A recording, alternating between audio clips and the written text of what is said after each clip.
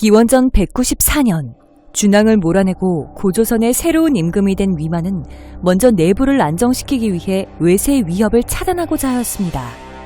그리고 이에 따라 그는 당시 가장 큰 외세였던 중국 대륙의 통일왕조 한나라의 우위를 인정해주는 대신 그들로부터 많은 재물과 선진 문물을 들여옴으로써 막대한 이득을 챙길 수 있었죠. 또한 그는 이를 기반으로 주변의 여러 소국들을 복속시켜 고조선의 영토를 크게 확장시켜 나갔습니다. 하지만 그가 사망한 후 그의 아들에 이어 고조선의 새로운 임금이 된 손자 우거왕은 할아버지인 위만과 달리 한나라의 강경책 취하였는데요. 그는 먼저 과거부터 꾸준히 유입되어 오던 중국인 망명자들을 적극적으로 받아들였으며 한나라에 보내던 사신을 끊어버리고 주변의 세력들이 한나라와 교류하는 것도 막아버렸습니다. 그런데 이와 반면에 당시의 고조선 내부는 아직 통합되지 않은 채 우거왕에 대한 반발이 싹트고 있었는데요. 기원전 128년에는 오늘날의 강원도 지방에 있던 예의남녀라는 인물이 백성들을 이끌고 한나라에 항복하는 사건이 발생하였습니다. 그러자 당시 한나라의 황제였던 무제는 그들이 거주하던 지역에 창해군을 설치하였지만 얼마 안 가 고조선군의 진압으로 금방 폐지되었죠. 또한 조선상 역계경이라는 인물은 당시 우거왕에게 무엇인가를 건의하였으나 받아들여지지 않자 자신을 따르는 백성들을 데리고 고조선을 떠나버리기도 하였습니다. 그러나 이처럼 내부에 큰 문제가 있었음에도 불구하고 우거왕은 한나라에 대한 강경책을 버리지 않았는데요. 이에 한무제는 기원전 109년 고조선에 사신 서파를 보내 우거왕을 회유하려고 하였으나 우거왕은 서파의 말을 거들떠보지도 않았고 그의 회유를 단칼에 거절했습니다. 그러자 아무런 성과 없이 돌아가게 된 서파는 국경을 넘기 전 갑자기 자신을 전송하러 나온 고조선의 비왕 장을 찔러 죽이는 돌발 행동을 벌인 후 곧바로 국경 건너편에 있던 요새에 숨어 들어간 뒤 한무제에게 조선의 장수를 죽였습니다 라고 보고하였는데요. 한편 이 사실을 알게 된 우거왕은 격노하여 곧장 군사들을 이끌고 출정하였고 얼마 안 가 서파가 숨어있는 요새를 급습하여 그를 사살했습니다. 그러자 이 소식을 듣게 된 한무제는 곧바로 죄수들을 모집하여 이들로 군대를 조직한 후 고조선을 정벌할 것을 명하였고 기원전 109년 가을이 되자 준비를 마친 그는 좌장군 순채에게 5만 명의 군사들을 이끌고 육로로 진격하도록 하였으며 누선장군 양복에게는 수군 7,000명을 이끌고 산동반도에서 바다를 건너 고조선의 수도인 왕검성을 직접 공격하도록 명령했습니다.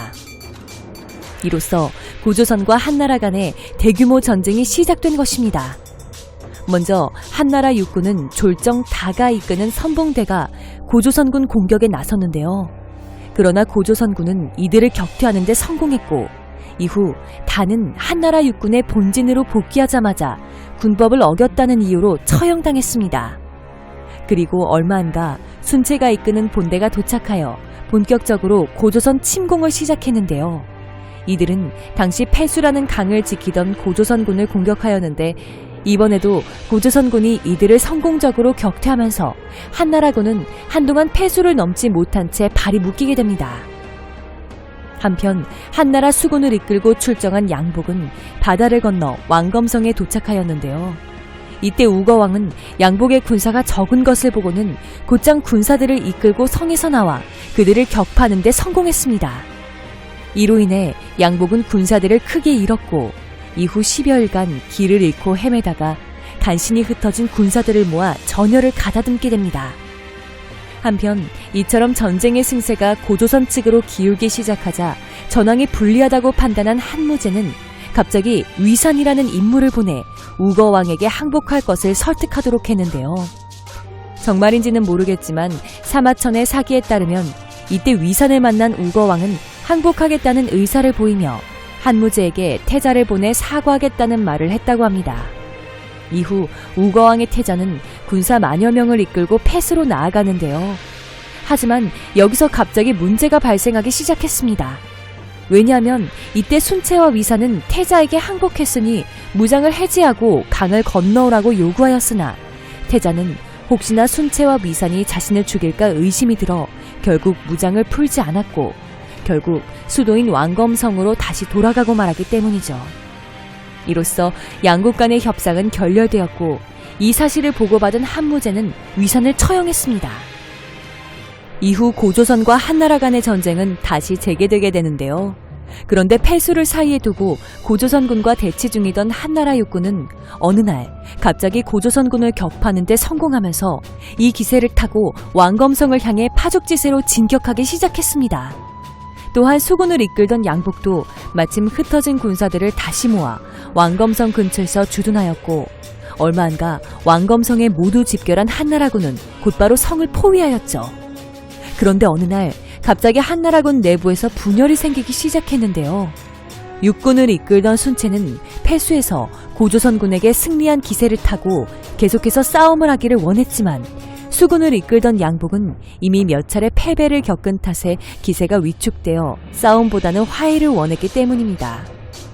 한편 한나라군이 왕검성을 포위하고 거센 공세를 퍼붓자 고조선의 대신들 중에서는 항복을 원하는 자들이 생기기 시작했는데요. 그리고 이들은 얼마 안가 싸움을 원하는 순채보단 화해를 원하던 양복에게 사람을 보내 항복할 의사를 전달했습니다. 이에 양복은 순채가 왕검선을 공격하자고 독촉하여도 고조선 대신들의 항복을 받기 위해 더더욱 싸움에 적극적으로 나서지 않았고 이로 인해 왕검선 공격이 제대로 이루어지지 않자 답답해진 순채는 자신도 고조선의 대신들과 접촉을 시도하였는데요. 하지만 고조선의 대신들은 이미 양복에게 항복할 생각을 하고 있었기에 순채의 권유를 무시했습니다.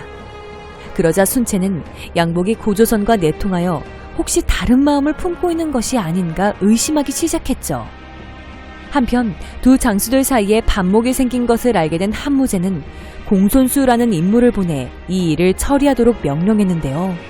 공손수가 전장에 도착하자 순채는 양복이 다른 마음을 품고 있다는 것 같다는 말을 은밀히 전하였고 이에 공손수는 순채의 말이 맞다고 판단하여 곧바로 양복을 체포한 후 양복의 군사들을 순채의 휘하에 편입시켰습니다.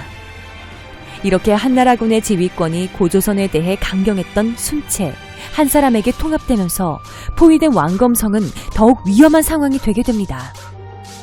이후 순채는 통합된 군을 통솔하여 왕검성에 맹렬한 공세를 퍼붓기 시작했는데요. 그러자 왕검성 내부에서는 우거왕 몰래 조선상 노인, 니계상 참, 장군 왕격, 상한음 등이 모여 처음 양복에게 항복하려 했으나 양복은 지금 잡혀있고 순채는 단독으로 장조를 합하여 전투가 더욱 맹렬하여 맞아서 싸우기 두려운데도 왕은 항복하려 하지 않는다 라고 모의하였고 얼마 안가 이들 중 몇 명은 왕검성에서 몰래 빠져나와 한나라군에 투항하였습니다. 하지만 이런 악조건 속에서도 우거왕은 한나라군에 맞서 성안의 군사들을 독려하며 끝까지 항전했는데요. 그런데 기원전 108년 여름 니계상 참이 결국 우거왕을 살해한 후 한나라에 투항해버렸습니다. 그러나 우거왕이 시해당하였음에도 그의 신하 성기가 왕검성의 방어를 지휘하며 계속해서 항전하자 성은 끝까지 함락되지 않았는데요. 하지만 얼마 안가 성기도 순책에 회유당한 우거왕의 아들 장왕 등에 의해 살해당하면서 왕검성은 결국 함락되게 됩니다. 이로써 고조선은 멸망하였고 이후 한무제는 항복한 고조선의 대신들에게 관작을 내려주었으며 고조선의 옛 영토를 나누어 낙랑군, 진번군, 임둔군, 현도군으로 이루어진 한사군을 설치했습니다.